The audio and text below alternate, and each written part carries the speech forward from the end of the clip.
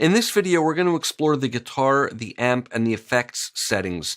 Now, we're going to use this little arrangement as a vehicle. It's the same chords we've been using, but I've redone the accompaniment, and I'm using the double time speed here with some swing and a little bit of the ahead of the beat push kind of feel.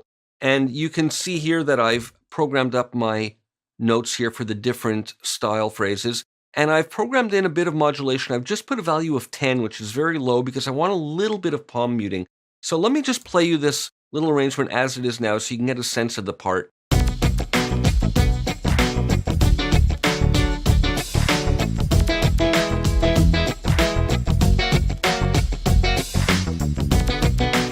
And it goes on like that. Now we'll start with the thrust. As we've explored in earlier videos, it adds the harmonics that implies the missing notes of the chords.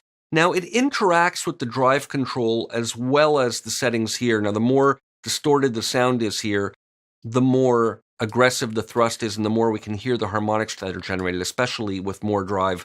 So let me play this and I'll go through these settings and bump up the drive and the thrust and you'll hear what I mean.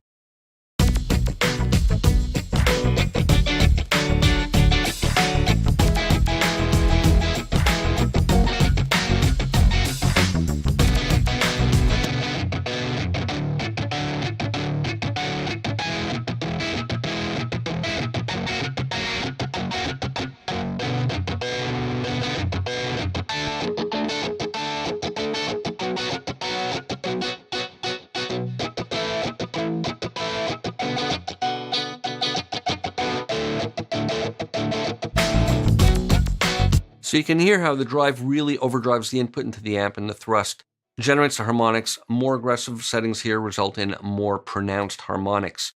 Now let's go through what these guitar settings mean. They're simulations of the neck and the different pickup positions. When we start with Twang, it's a simulation of a single coil pickup, and it's got kind of a reduced mid-range. It's kind of like a Tele or a Strat that's using two out-of-phase pickups. And when we drive up the thrust, we can get an interesting effect with that when this is on clean.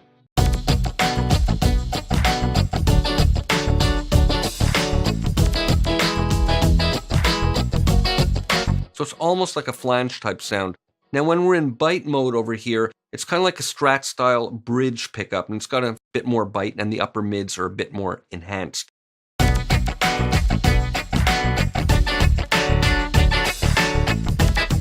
When we go to soft over here, it's a warmer neck pickup sound.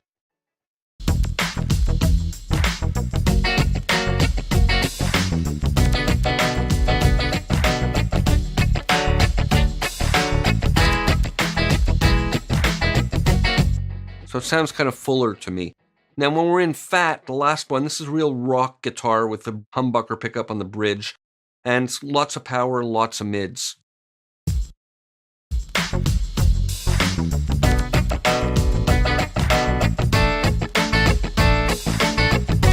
And that's particularly good with the metal sound, depending what you're looking for, of course. Now let's go back to the soft and we'll explore the amp settings. Now these are simulations of amp and speaker cabinet combinations that are set with optimal settings to enhance the combination of the two. So when we're in clean mode over here, it's an emulation of a California Tweed amp with a 12-inch speaker, and Crisp gives us a Class A circuit type amp. It's kind of like a blues style, and the cabinet is a simulation of 4 12-inch speakers. When we go to cream, it's a real 60s, 70s sound. It's got warm, rich mids, and to me it's got a lot of character. It sits nicely in a mix. It stands out less than some of the other ones. It's got nice, smooth, creamy distortion, and the cabinet simulation is 2 12s. Now we're getting into more aggressive sounds here with crunch and metal. They're both rock stacks. This is more the British one. Metal is a bit more aggressive. It has a distortion pedal in front of it for a big fat distortion sound. They both use 4 12-inch speakers in the cabinets. So let me play you this part and I'll gradually move through these and you can hear the difference.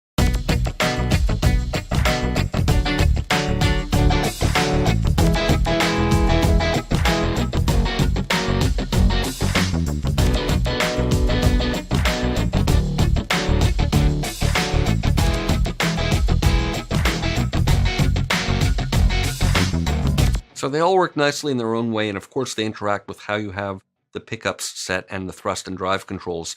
Now we get into drop D tuning, which detunes the strings by a tone. And what it does is it gives a kind of thicker sound to the chords that are generated. Now, it doesn't affect every chord because some chords are more influenced by the drop D tuning than others. Like, for example, I'll hit this chord. And now with this.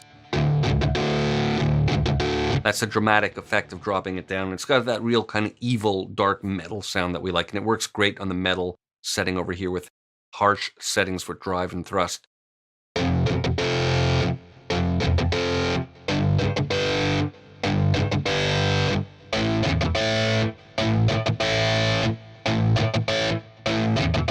So again, some are influenced more than others.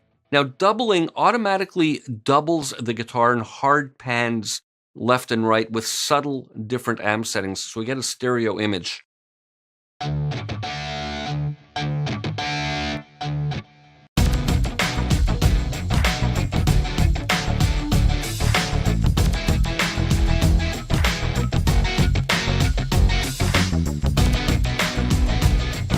So it goes from mono to stereo, and it sounds great, and it's easy to sort of get seduced by it, but use it judiciously. Now, there's no settings on it. When you're using one instance of iron alone like this, depending on the arrangement, it's nice to have big, wide guitars, but you also want them up the middle in mono sometimes.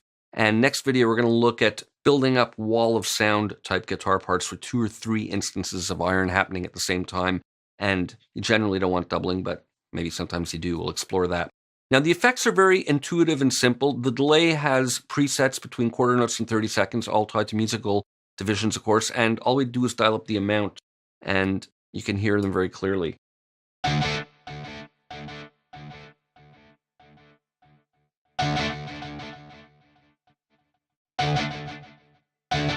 So at 30-second, we get a kind of slapback effect. So very useful. There's not a lot to know or learn, just adjust it by ear. Same thing with chorus. We can dial it up to get a nice chorus sound. Of course, that works better with less crunch. And reverb is set to a spring reverb, and it's just an amount setting.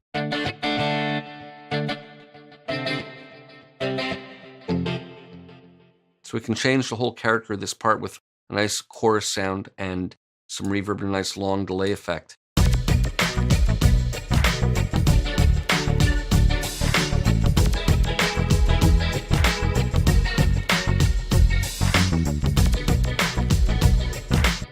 And volume is just a master output level. So those are the sound shaping parameters, and next video we'll look at building up arrangements with multiple instances of iron.